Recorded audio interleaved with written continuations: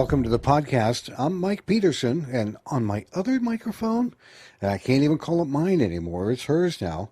The co-host, and honestly, a very patient lady, and my wife, Shelly Peterson. Hello. Oh, this is going to be so much fun. I can see we're going to be spending time in the editing booth going, I wonder if we should cut that part out. Mm-hmm. This podcast, we are going to stop and take a look at something. It's gained a lot of attention recently. It was really big in the late 90s, early 2000, and recently started to gain more traction all over again. And that is a gallery reading. I want to say conducting themselves that they are able and capable to connect with deceased people already crossed over and bring that information to people that are in attendance of wherever they are, wherever the gallery reading is being held. It all started out way back when and became much more popular in the early 1800s. But back then, the gallery readings were basically a demonstration of what the medium could do. It wasn't quite what we see as gallery readings now. They've changed. And the funny thing that I looked at this, and I was looking things up and coming across some different information, there were in the 1840s, thereabout, there were two ladies, the Fox sisters, and they became very renowned for conducting gallery readings and talking to deceased loved ones and passing information and giving messages and things like that. And it was when spiritualism was really taking on its own life, so to speak. It was frowned upon by the church, wholeheartedly so. Their claim to fame was rapping or tapping. They would ask certain questions, and when they would start to get answers, you would hear a tapping sound or rapping on the table or something of that nature. And they were very young when they started, 15 and 11 years old. Again, back in the 1840s. But this is where things started to fall apart.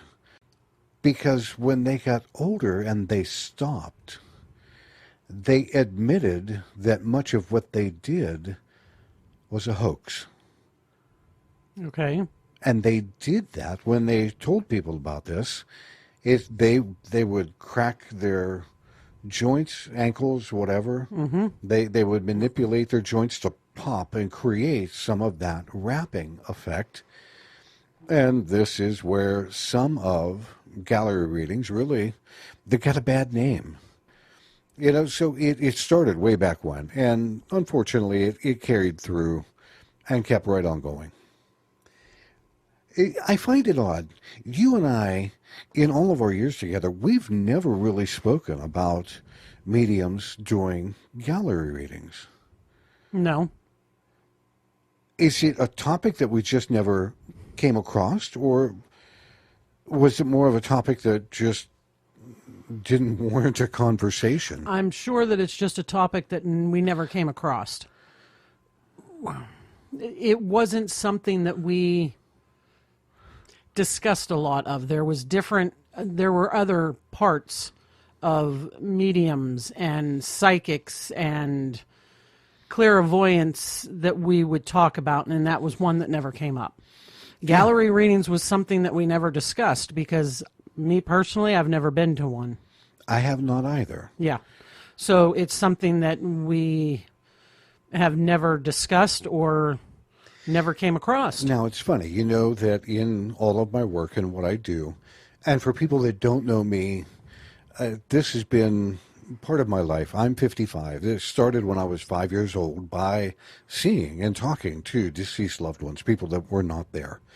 And all of my family and friends told me I had an overactive imagination and all kinds of things.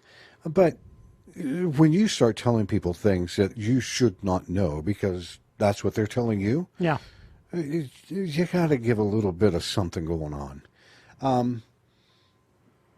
In all of my years, though, I've been asked to do gallery readings, and I've turned them down.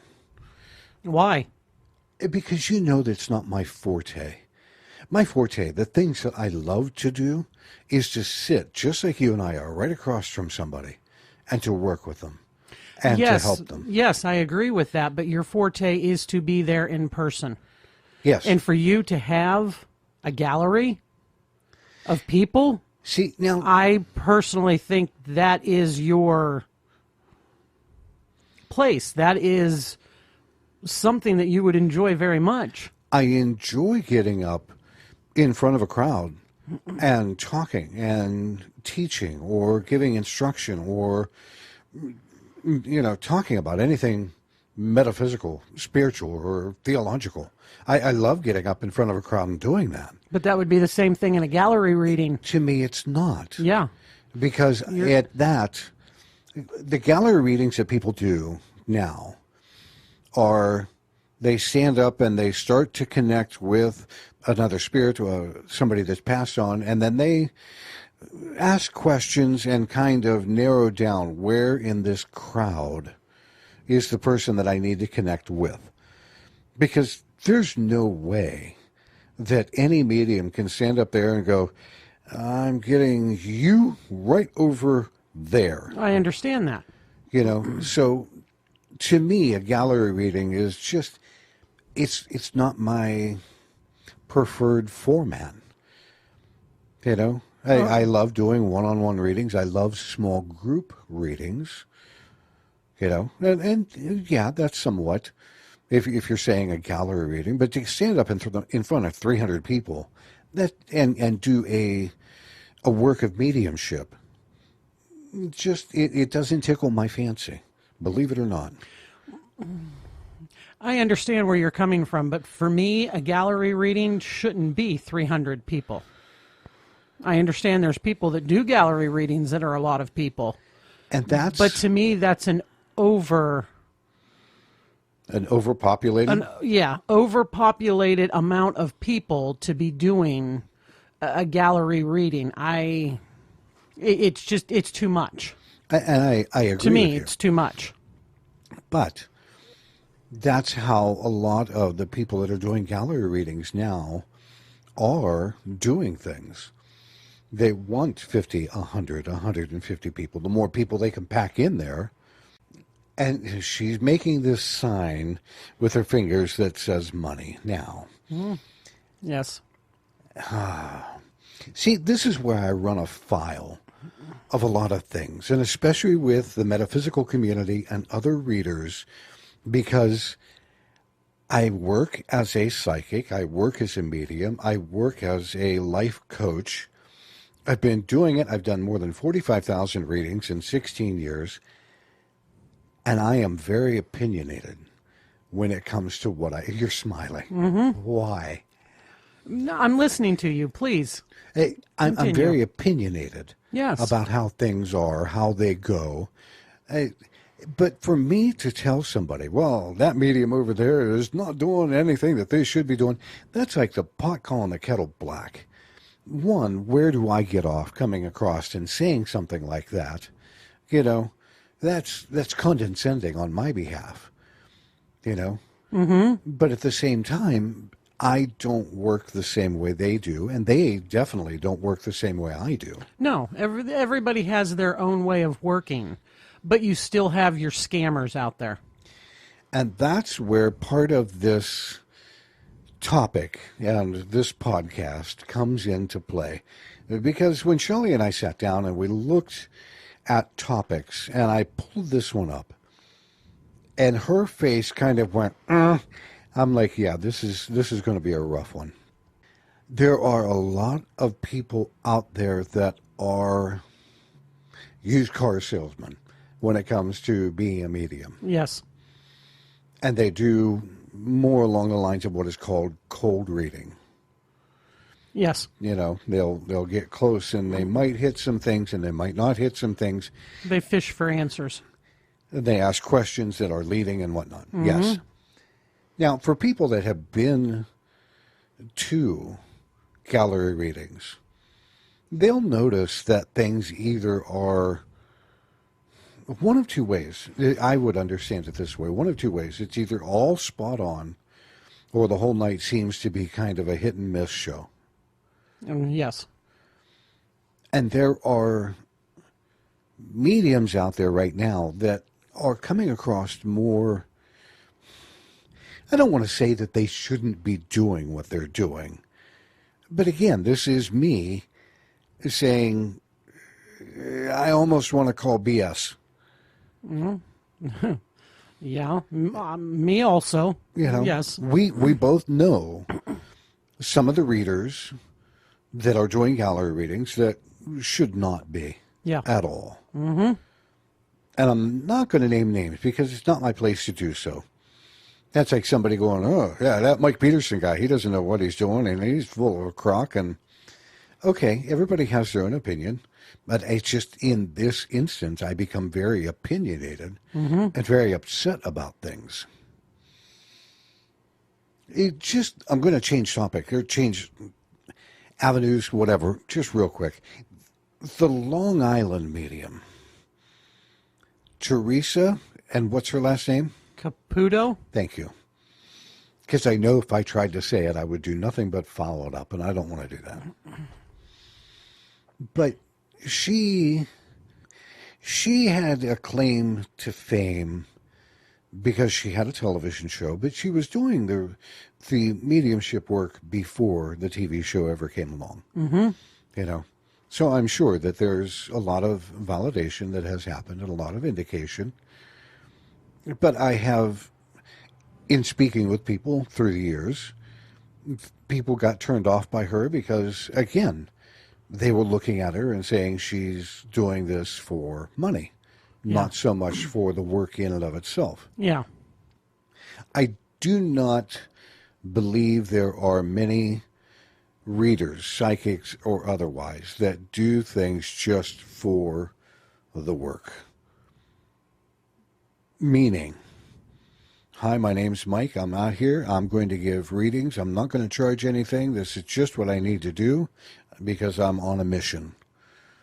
I don't run across those very often, like next to never. So everybody that's in the field, in some shape or form, is doing it for money. I do this for a living. Mm-hmm. You know, yes. I spoke with you 18 years ago and said, hey, I need to leave my day job. And you said, go for it. We talked about it for a long time. Yes. Did you ever watch The Long Island Medium? No. See, now that's another thing. I never have either. No, I've not watched one episode of it. And it's difficult for me to sit here and pontificate and say things about something that I've never seen. You know, you and me both. You know, but I've heard a lot of people talking about it. I've heard different aspects of it, things like that. What are your overall thoughts about a gallery reading? Well, here again, I can't speak from experience because I've never been to one. But viewing them and seeing them, my thoughts on them are almost as in it's a reading. You just happen to have a group of people there. Okay. You pick up on, here again, like you said, you pick up on one person or something, and yes, you have to zone in and find that person. Mm-hmm. When you find that person, proceed with your reading. Me, oh sure, I would love to go to one. I would love to experience one.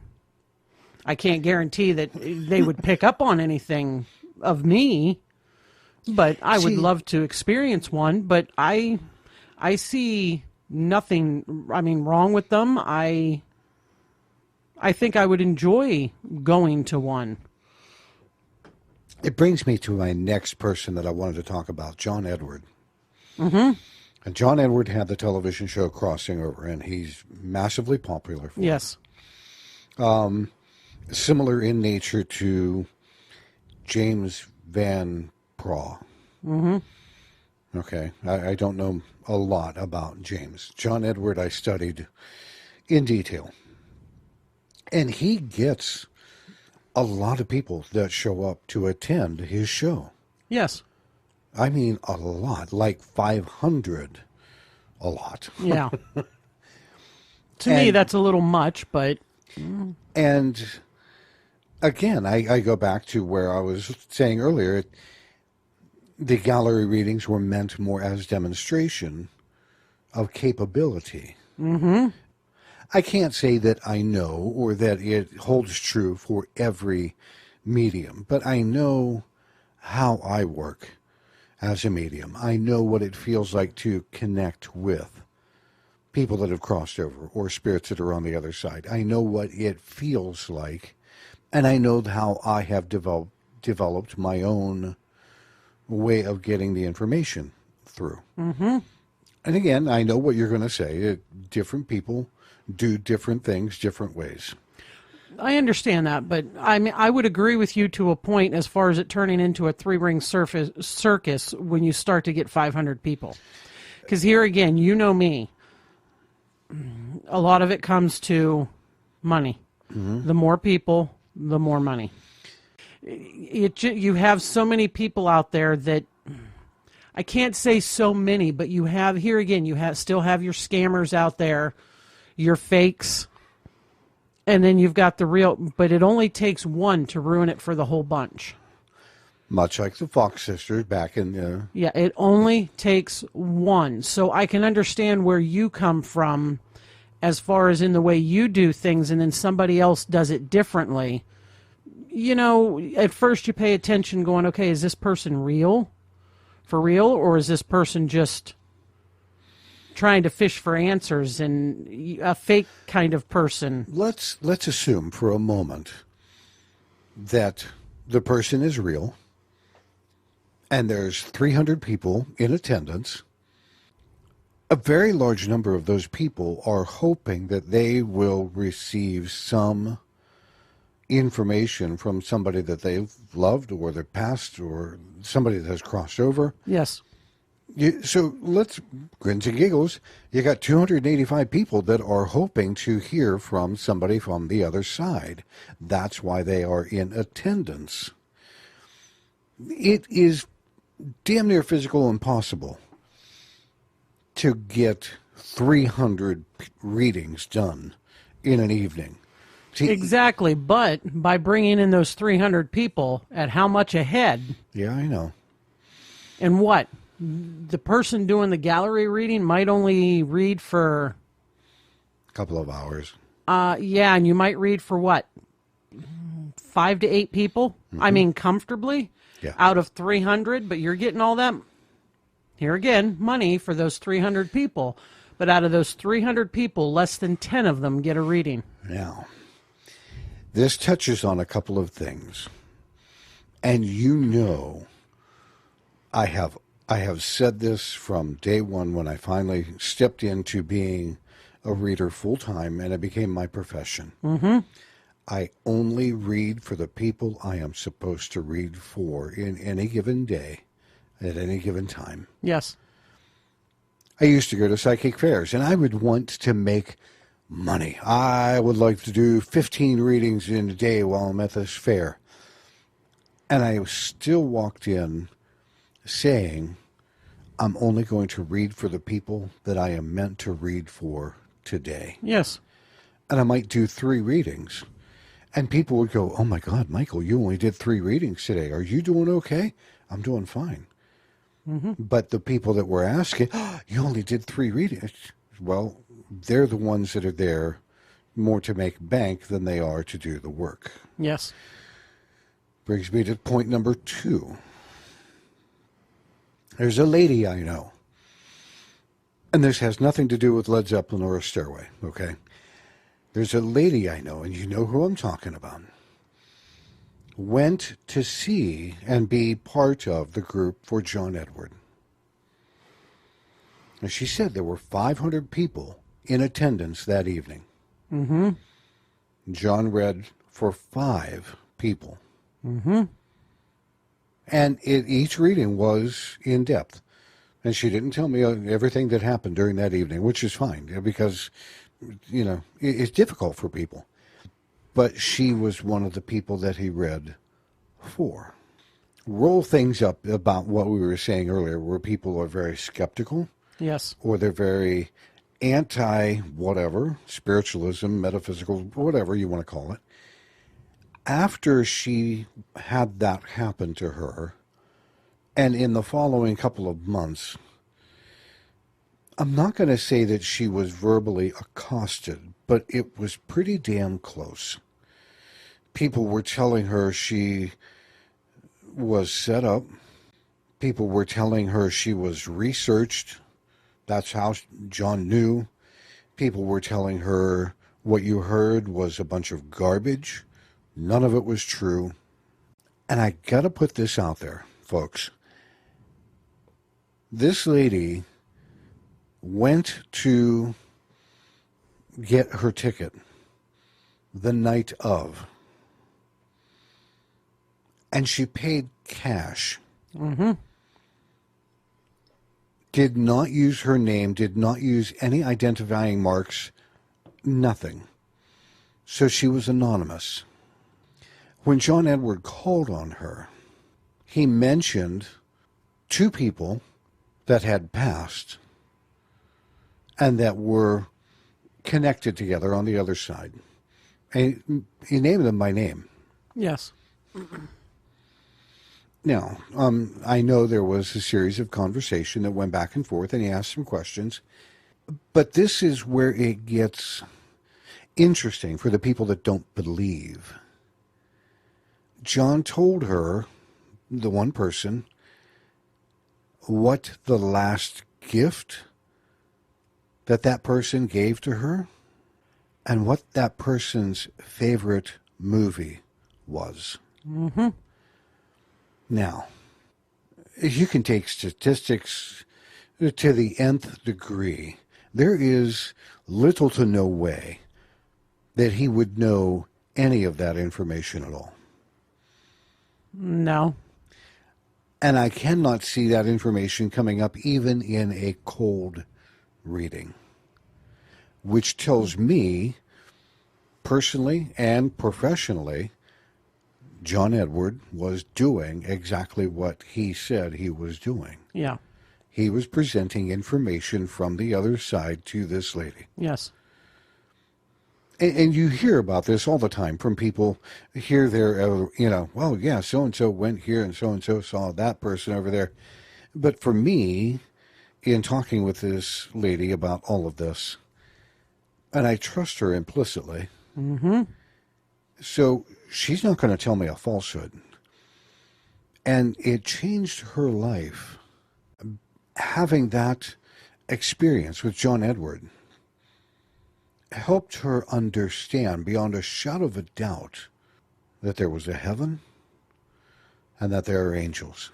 Yes. It cemented it and clarified it almost automatically for her. The realization of what had just happened. Do you believe that that is truly possible for that to happen? For John Edward to be able to have that information to pass along to her? Yes. Okay. I believe in that. Oh, sure I do. Yes. For sure. See, this, and again, yes. A little bit different. You grew up where metaphysical and spirituality was part of your everyday life. Yes. To the point where your Aunt Mickey was a reader. Mm-hmm. And was more a tarot reader than anything. Yes. To me, that, for the longest time, you didn't talk about this kind of stuff. Yeah. No. So it's interesting to hear your side of things. Mm-hmm. You mentioned that you would go and see, or you would go to attend a gallery reading. Yes. Not a big one. I would definitely pick and choose. But I would at least like to see. Just to be there, to see, oh my goodness, to see how it unfolds, to see what happens. As in the process of, or? The process of, yes. And to actually see, that person giving the reading. You know me, I'm hands-on. Oh, yeah. You're tactile. I'm hands-on. I can't, and I read people differently than you do. Very much so. So, yes, I would like to be able to experience one at least one time. Well, we're definitely going to have to go. Yes. But here again, this is a topic that you and I have never really spoken about. No, we've never discussed it. No. We've been married 25 years, folks, and yeah, we've never had this conversation before. We've discussed a lot under the sun, but that's not one of them. Yeah, some things good, some things not so good. Yeah, that's not one of them. So if you were to turn around and you were to tell somebody, okay, go to a gallery reading, what kind of information would you forearm them with? Would you give them any beware of? Would you give them any? I can't. I'll be honest with you, I can't, because I don't know them. I've not experienced it, and I've never really even watched one. Okay, I take that back. I've watched two, because I watched two of John Edwards on TV before. Mm-hmm.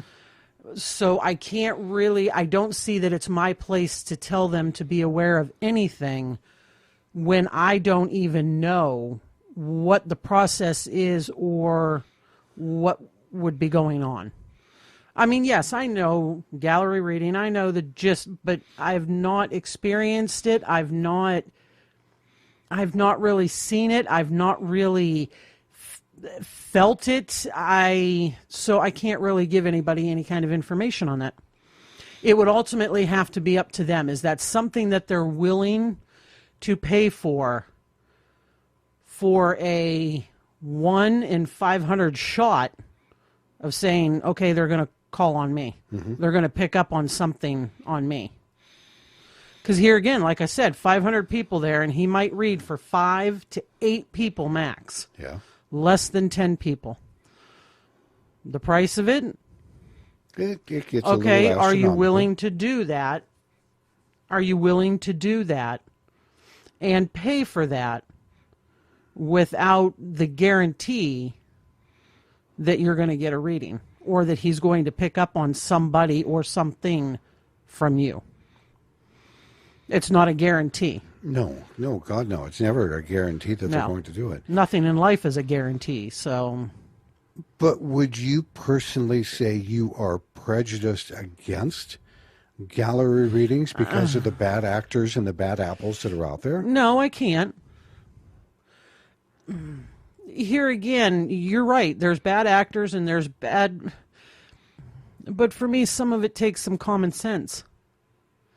I don't know, it's feelings. It's common sense, it's feelings. I guess I've been around it long enough. Mm-hmm. Like I said, you and I, yes, we're different. I was raised in the spiritual side of things. You were looked down on when you said, I never was. That was just part of my life from day one. It's not something that I can say I'm, prejudiced against. I pay very close attention to what is happening, to my surroundings, to the person doing it. If you're looking at somebody that you've never heard of that's doing a gallery reading, you better do your research first. To me, that would be common sense to say, let's do some research on this person that I've never heard, but they're giving out gallery readings for $15 a ticket. Well, that's a red flag right there for me. But so I can't say that I'm prejudiced against it, but... Okay, curiosity. Let's say, and people you've got to know, I do not read for my friends, and I do not read for my family, and I most certainly do not read for my wife, because I don't want to know. In all the years, we've never really had this conversation either. Does that bother you? That I won't read for you or answer questions? No. Because my father does tarot. Right. He reads for himself all the time.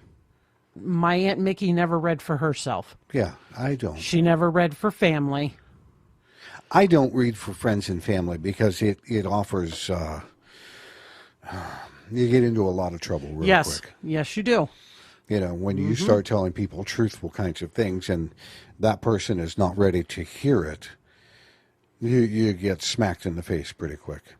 All right, so is there anything that you would want to tell people about gallery readings as we get ready to close this out? Oh, I can't say there's a whole much, but here again, just be aware of the person that's giving the gallery reading. Do your research on them if it's somebody that you've never heard of before. Mm-hmm. And go from there. I would tell people much the same thing. Do your due diligence. Look into, see what kind of history they have. Mm-hmm. Yes. But if it does not feel comfortable for you, do not be afraid to stand up and walk out. No. You are not trapped there. You are not chained. There is nothing saying you have to remain for whatever specified time. Yes. If you are uncomfortable, and this goes for any reader, any situation, anybody you would go to see. If you are uncomfortable, stand up and walk out. Be polite. This brings it to a close. Thank you. But I no longer am comfortable. I'm going to leave. Yes. I agree. So that's our take on gallery readings. We're going to come back again next week with a very different kind of topic. It'll be one that she chooses this time. Until next time, everybody, if you have questions or you want to find out a little bit more about who we are, what we're doing, go to psychicgraffiti.com and you'll be able to check out some of the things that we have. We have different shows that are accessible to the membership of Psychic Graffiti, and you can go there, psychicgraffiti.com, and check out what other shows, what other content we have. I'd be more than happy to have you there. Until next time, thank you for being here. Thank you. We'll see you next time.